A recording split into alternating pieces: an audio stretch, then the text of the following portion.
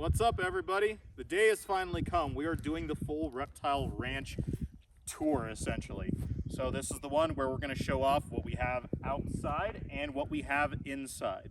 So just kind of quick cursor around. We're down in the southern part of Colorado, technically in the San Luis Valley, which if any of my Colorado people in here know that we kind of orientate ourselves with mountains mean west. Well, here there are mountains to the west, there are mountains to the south, mountains to the north, and mountains to the east. We are completely surrounded.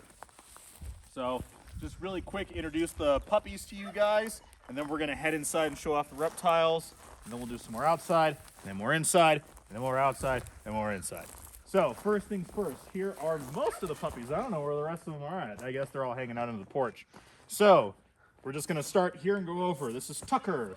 Tucker is the little shop dog of my partner. He was hanging out in her salon a lot of the times. Now, because it's such a long trip back to Denver, Tucker hangs out here. I know Tucker, he's a whiny little boy. These two are some of our puppies from our Grand Cormac first litter. Arthur was actually the very firstborn. He's one of the bigger puppies that we had, so he goes by Arthur or number one. He is doing the best as far as being a livestock guardian goes. This is Eve. She's actually probably the smallest one. She honestly looks like a German Shepherd Pyrenees. She is so much smaller than her parents or her siblings, but she's absolutely a sweetheart. This is Luna Bell. Luna Bell is a St. Bernard that we've had since Denver. She is 9 years old. She can be kind of grumpy, but she is absolutely, we love her to death. This is Chess. Chess was in one of the more recent videos. Hey, Cheshire. Cheshire is our founding dame of the Grand Cormac, whether or not we're going to continue breeding him or not. She is absolutely great, although she is known to be absolute chaos incarnate, including breaking her toes, so she only has 9 toes on her back foot, and she can 100% clear a 7-foot fence. And so that is why I've had to put this extender on here. This is where the guys who are not actively out with the goats during the summertime are inside. So this is where they're just kind of hanging out here. I don't know if the speaker is picking up on it, but you can hear the turkeys in the back. Hey, Hitchcock, come here. The other little one coming in here, this is Hitchcock or Hitch. We tried to give a lot of the puppies like fun names, like Eve's full name is All Hallows Eve. Arthur is Arthur Conan Doyle. And then Hitchcock because, you know, he is for the birds. He's a good little boy. We're not sure what he's going to be. He likes to hang around the livestock, but he still gets a little too excited about it, especially when the goats get zoomies, and we're working on that. And then all the way in the back, under the deck, that is Dominic. He is our sire. Usually he's a pretty good boy, but for whatever reason, his terrible twos seem to be starting to happen now, and we are currently fighting with each other all the time. But he is still a really good boy, and he has done a very good job since we've gotten him. So, as I said before, you probably hear Rory, one of our turkeys, gobbling in the background. So we're going to go into the reptile shop and the tortoise house, and then it will show off everything in the house where I do all of the snakes and cake stuff, the goats, the turkeys, the ducks, and then we'll finish off with our quarantine and the office. So let's go take a look at the reptile shop in itself. This is the main building. Over there is the tortoise house, big van that one of our really great friends let us purchase at a very reasonable price. So let's go take a look at what we got.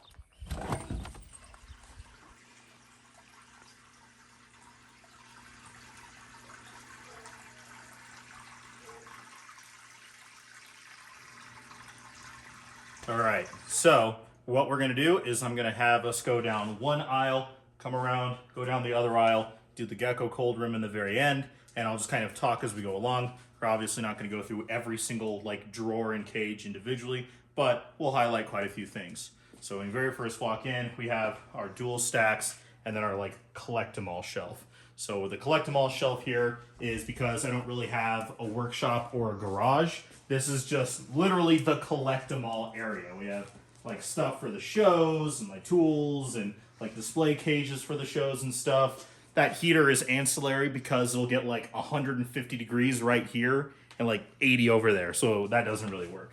Now, as far as what we're actually here for, here are our 2 stacks that I've talked about in like 4 videos fairly recently. Here's our Aussie stack and our pit stack. citrus, San Diego gopher snake, northern pine snake. They're both in there right now because we're trying to breed them, but clearly, black pine, and then Shoshone, another northern pine down there. Revenant, male Woma, female northern blue tongue skink, male northern blue tongue skink, female Woma python. And then, yeah, we'll just do one side and then we'll do the other side. So we'll keep it easy that way. So this is Abigail. She's our very old lady. She just turned 15 years old. She's a Husky and Akita.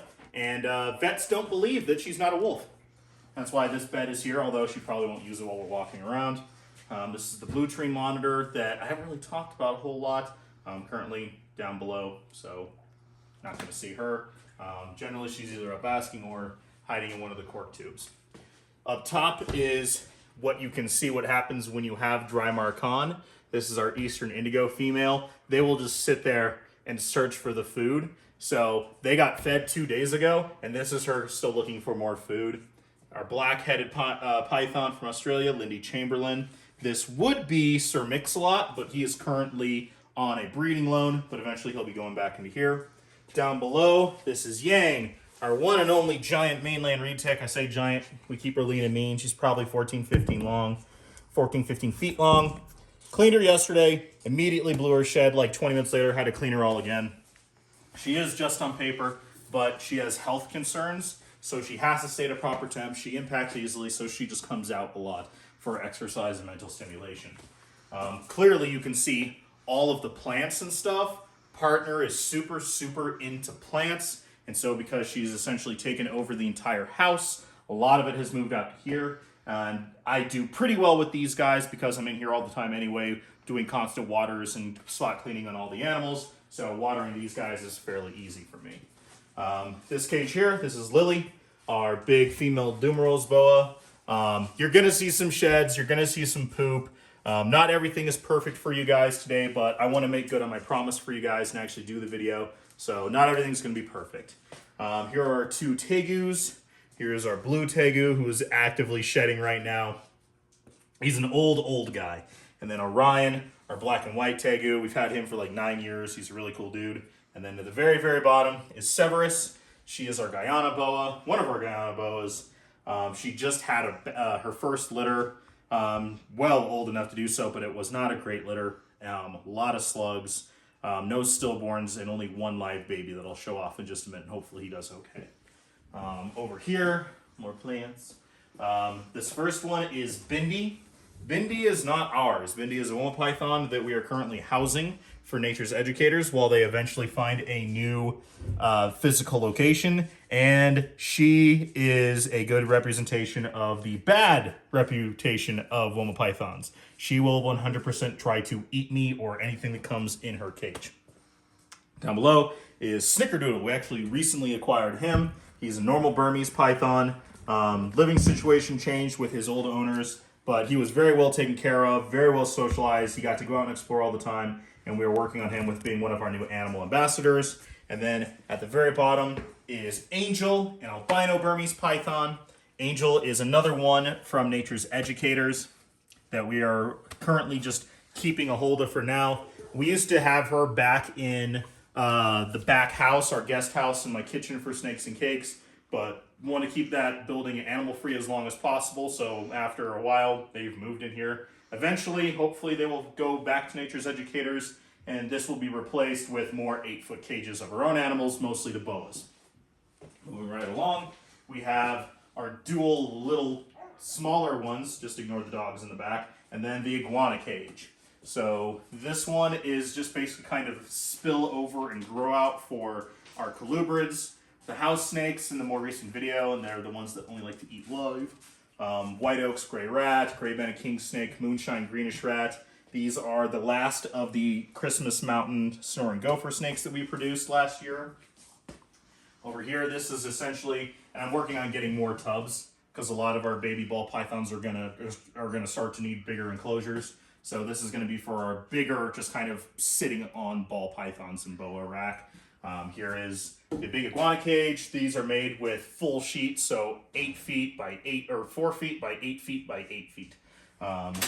In here, This was all essentially sealed with dry lock and marine paint and all nice and sealed up for them. But clearly you can see that these guys do a number on everything in their enclosure. Sorry for the light in here. That's the big mercury vapor bulb in here that kind of messes with the lighting. So we have Kaiju, Queenie, Azuli, Betty, the Todd, and then wherever Boa Bob is, he's the little, there's a little Russian tortoise in here. Oh, there he is. He's all the way there in the corner. That's Boa Bob. He would go in with sulcata tortoises, but he's kind of a jerk to them. I know the whole cohabbing thing, but these guys have been getting along for years. This is a bigger enclosure. Plenty of spaces for them to escape and get away from each other. We have heat and UVB at 2 different levels. Although clearly you can still see they just destroy their stuff. Like, they were fed this morning, immediately soiled one of their waters, got food everywhere. Sorry, the Todd, you gotta go back. We gotta keep it going. We don't want this video to be 2 hours long. Oh, and the thing that they don't tell you about iguanas is salt. They shoot salt out of their nostrils is kind of what they're thinking. They can't really metabolize it, so they will 100% just shoot it out of the nostrils. This is a week's worth of buildup. Like once a week, so once every other week, I'm in here wiping down everything, and they're platforming some stuff. I'm doing it at a much more often pace, but this is just what happens in general. Dang it, the Todd! So, moving right along is back bar. I've shown this off a little bit in previous ones. I know it's a bit of a mess, as well as it is not currently fully up. We are working on putting an in-ground line for all time year water. During the winter time, we have to actually still do buckets from our back house. But once we have that back up for the summer, once I get it all hooked up again, we'll have water for back here. This is a big part of a lot of people who have big collections. So extra tubs for quarantine, for eggs, vermiculite, a Cintas box. So this is like for Band-Aids and gloves and like antifungal cream and Listerine, stuff like that. All of the chemicals back here, like chlorhexidine and all that other stuff back here. Eventually I want to do a big expansion out this way and then over that way, where all the racks will move back there, and then that whole wall over there that we'll get to is going to be all cages, but dream in the future. More back bar stuff, extra bowls, extra hides. This is what makes it so easy for me to just do rapid water changes very easily. So that way I can just grab full stacks of bowls. And if I need to change the water bowl in addition to the actual water, very easy. Same with a lot of the little smaller hides and big hides as well. This is more grow out for our babies. These are mostly ball pythons and a couple boas. This is kind of what's left from last year. There's a couple more in our standard baby rack I'll show you in just a bit. Just an old 75 that will soon be part of a fun little experiment that I'm going to run. Extra tubs, like holding tubs for the big pythons, miscellaneous extra dry goods, lots of vermiculite. And so that concludes this side. Now we're going to work over. So we have our incubators here. This is an old incubator that I had hooked up, although I need to address it more because it seems like it's not holding proper temp. Which is okay right now because this time of year and the way that we actually keep this building, I can incubate kind of colubrid eggs just on one spot over on another part of the building, and that's currently what we're doing right now. This we just acquired, actually we've had it for a little while. This is I was going to set up for an incubator. However, all of the brackets and the shelves do not actually go with this one. So I have to buy new brackets and I have to buy new racks to get this thing all fully hooked up. So, hey Abigail. We are currently using our old standard fridge. This part is successful in us breeding multiple species of, multiple clutches of ball pythons over the last year. And we have Woma python eggs in there as well. So, fingers crossed. Here are the rainbow boas. We have younger girl, boy, and then retired / failed breeder female right here. We actually have a Colombian rainbow boa as well. These are the Brazilians. Hey, little guy. And then this is just our miscellaneous colubrid rack that will eventually be going away and replaced with more 4-foot cages. And these guys will move to other cages as well as larger rack tubs. Like next to move are probably the Pseudolaphe and the Calico black rat. Transpecos rat snake. Everyone likes these. He likes to hide under the water dish. There he is. Hey, old guy. Little girl. She's actually from Big Rock down in Texas. The one single fox snake, the black milk snakes, the Pseudolaphe. Someone asked to see the black milk snakes again. Here is our boy out of shed. So he looks pretty good. He's almost entirely solid black now. The girl still has a little bit of pattern, and they're starting to finally get some size to them. So probably another year, and we will potentially start breeding these guys, but we'll have to see. And then, like I said, I'm not going to sit there and pull everybody out. I just know there are a couple specific ones. And like the Pseudolaphe here, we paired them up. We'll have to see. These are the Mexican night rats. They're really, really cool. They're both het anery. I really like these guys. They're like a neotropical corn snake, only really, really long, and a little bit more high strung, but I really like them, and they like to like perch up and stuff. These are, oh good, she finally decided to lay down. These are 3 of the 4 SPI snakes that I have here. So the SPI study, that's the behavioral study that I'm taking part with Animals, not Animals Home, and Lori Torini. And these are the decked out ones here. Absolutely, we can show them off, and we can I've talked about them in other ones. We do interact with them, like Monty here. He likes to get back there. There's a little hole that has been drilled out for the power cord because we've had to keep the heat inside of the enclosure, which is really weird for us Americans, but more normal standard for over across the pond. And he likes to get back there, so that's why like all of that sphagnum moss and stuff has been shifted forward. I have to go in there almost every other day and kind of rearrange and get it all back in there because he's a butthead like that. Penny, our big pinstripe het pie girl who's actually in her humid box right now. She likes to get up into her, here actually we'll just do this, that way you don't get the reflection of the glass. So that's where she is right there. But there's this, there is a sky hide in here that's actually, yep, there she is. There's a sky hide here, but because Penny is so large, I need to go ahead and actually adhere with screws to the top of here because she will just pull this down all the time. But yeah, so stay tuned for more updates about the SPI study too, by the way. Just an extra rack for storage. Like these really, like just more, these are going to be more humid boxes, humid hides, cool little stands and things, the heater for the winter. This was eventually either going to be like a big window that I was going to cut a chunk into or part of the expansion, or I might actually use this as the front part of like a big enclosure. I haven't really decided. This is an old fridge that was just here on the property. It's a little French door fridge that I was going to see if I could make into like 2 different incubators for somebody. That didn't really fall through, so this is on the scrap pile list. And then over here, we have more cages set up similarly to that of the SPI study. The only difference is these 2 are actually our female Angolan pythons, Banshee and Ghost. Sorry, Banshee.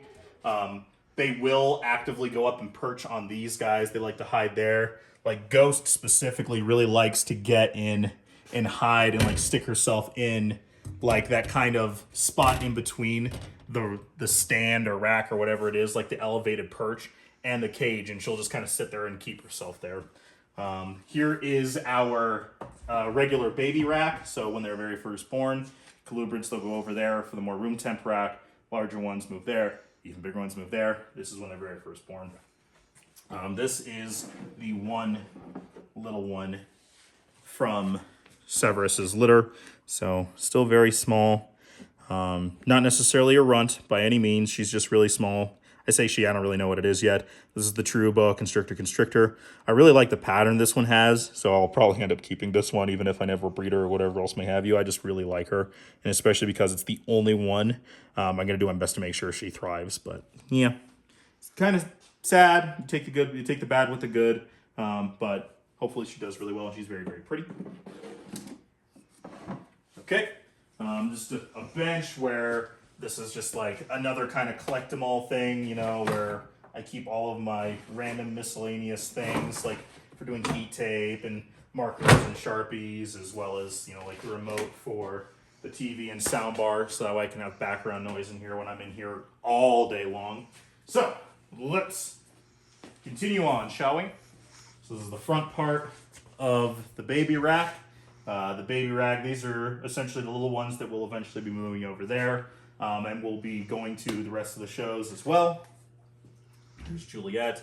Juliet is our big carpet python girl. She's nothing, probably just a mutt jungle. Not really 100% sure of what she is, but I like her. She's a cool little girl. These are our the Madagascar hissing cockroaches in here. This is the sandfish, gray banded king snake. And then on the other side, you'll see it as we pass along, is our one little leopard gecko who just recently changed her latrine location, so I have to clean her. And then our woodhouse toad. Not woodhouse, spadefoot toad. And then over here. So this is just our 150-gallon stock tank that we've turned into an indoor pond. I still don't know what I want to do as far as fish go in here. I have a 125 set up in the office that eventually I plan on moving that Oscar to once the little babies get to size. And I don't know if I want to put in a turtle, like a small like mud turtle or a diamondback terrapin or African cichlids, or I don't know what I want to do. But I really like this. More plants again. Here is the clothing rack that I do for all of the different videos and stuff that you guys see me on. Here is the chemical cart that I'll roll around. Everything is on wheels, both the racks, the cages, most of the racks, the cages, all of the things, as well as all the carts that make it easy because it's such a large space. I can say, okay, here is my, here is the dish cart where extra bowls and other stuff, and then paint, because I just had to redo the entire top part of that big bay door. Dishes and stuff can go there. Chemicals can go here. And then the other carts, they can hold water, and I can actually pull out and put the tubs on. So we get to this side, and we'll actually probably do all of these racks. Nah, we can do it on both sides. We'll do both sides in this one. It'll be pretty easy. So more just miscellaneous stuff. Like this is all stuff that goes into the racks and the cages. We have 2 full tubs of this stuff. Mini fridge to keep like gecko food as well as drinks and stuff for me. More stuff for the shows. We have substrates and rocks and all sorts of different supplies we need to give these guys good environments. And then we can start with the actual racks themselves and then the cages on the other side. So essentially how we have it here is kind of divided them up in sections. This is the coolest part of the entire building, is this kind of back corner. So these are all the colubrids. So like the gopher snake that was just given to us, the LA pine snake, the gopher, the Sonoran gophers, the Louisiana pine snakes, the kings, the milks, all of these guys, those are all over here. Like I said, I'm not going to sit here and pull every single one out for you guys because otherwise we'll be here for 2.5 hours. And so moving on from there, we move on to the boas that can still do really well on temps. They all have lower little heat spots with the different heat stats, but they can be certainly turned down. And actually during the hottest part of the summer, they don't have heat at all. And so over here we have, you know, all the different boas, the CA stuff, the IMG stuff, Kilo, who is our very pregnant, hopefully soon to have baby, T-positive girl with our Aztec boy, our Longicauda boa that will be getting her own species spotlight soon, Delta, all of our big girls here. Then we move on to some of the other ones, like our small Dumerose boy, our mystery girl, Pi, who is our super friendly snake, our Max Pink boas, our Argentine girls, all of these guys, those are our boas through here. Alpha, of course. And we move on to the ball pythons. This is the part where I can actively say that I'm not the most economical ball python breeder because all of these are our ball pythons in these giant tubs. This is how we keep our adult ball pythons. And some of them are actually in the Christmas tree tubs. And then over on this side, we have our other SPI study boa, Wyoming, who just blew his shed, and I'm actively cleaning that up. This is our female Bredlii, who was out until like 5 minutes ago, and now she's back under her hide there. Jin, our male blackhead python, who for most of the year is living with Lindy, but I needed to separate him out for feeding and for cleaning, and I've just left him over here since then. So carrying right along. We have other kind of miscellaneous pythons, Fiero, our special berm, the male Brettles python, Wraith, who is our male Angolan python. Drawing a shed, don't freak out. So all these are all the ball pythons over here. Yes, I am aware this one is crooked. Yes, I'm aware I could do things to straighten out. Yes, I'm aware I have tried to do those things to straighten them out, and it is aggravating the ever-loving heck out of me. However, it does make it to where I can adjust these and move them around. I can easily get back and mess with probes and stuff, so I'll live. Over here, we have Rosie, our little Rosie boa that I recently did the short about, her cage. Here you go. It's like 10 o'clock in the morning right now. This is where she's hanging out, and this is where she spends a lot of her time. Like I said, I'm incubating eggs up here. Here are our MBK eggs. Those are the rhino rat eggs that I'm pretty sure are going to go bad, but we're going to give it a shot first. Pet store milk snake. These are old geriatric African fat-tail geckos. Having lights on everything, algae accumulates very quickly. That was clean yesterday. It looked like it was starting to get dirty, but one of the things why I'm actively cleaning all the time, that's our spotted python. Dubia colony. Hachi, our little carpet python, who she must be over there. Phantom, the white-lip python, gray oak rat. Those are just some bullfrogs that we got as tadpoles that I don't know what I'm going to do with. Corn snake, who is shed everywhere. There he is. This is the one snake I got at a Tinley after driving 19 hours to go get. And I ended up getting just like the most perfect-looking Okatee corn snake. Down here is another very pregnant girl. For all of the people that have been asking me lately, theoretically, this is her very first litter. She's on the smaller side, but she is a CA.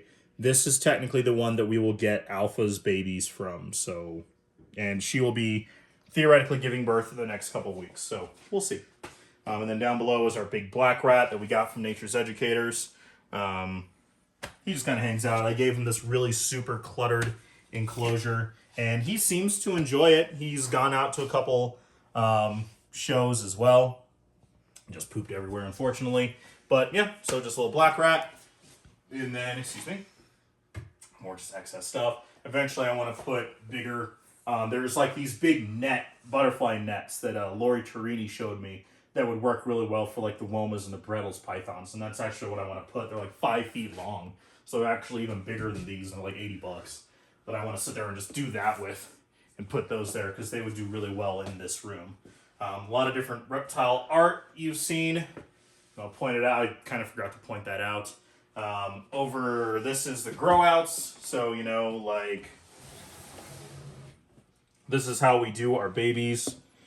Super pastel calico. So this is the second generation of, the second generation of our calico projects and things like that. So this is actually where we are putting the babies that we're holding back, or just the ones that are getting too large. So these 32 quarts, I know people will keep adults in these things.